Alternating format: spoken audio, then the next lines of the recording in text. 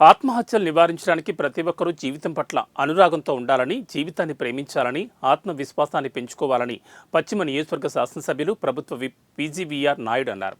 వికారాబాద్ జిల్లా స్థానిక Saint Ann's hospital ఆవరణలో పారిశ్రామిక ప్రాంత విలేకరుల సంఘం ఆధ్వర్యంలో ఆత్మహత్యల నివారణపై నిర్వహించిన అవగాహన సదస్సులో ఆయన ముఖ్య అతిథిగా పాల్గొన్నారు. ఈ సందర్భంగా ఒత్తిడి ఎక్కువ అవ్వడం వల్ల ఆత్మహత్యలు సంభవిస్తున్నాయని, విద్యార్థులు మరియు యువతలో ఒత్తిడిని తగ్గించడానికి రాష్ట్ర ప్రభుత్వం కృషి చేస్తుందని అన్నారు. ప్రతి ఒక్కరికి వారి సమస్యలపై కౌన్సిలింగ్ అవసరమని ఆయన చెప్పారు.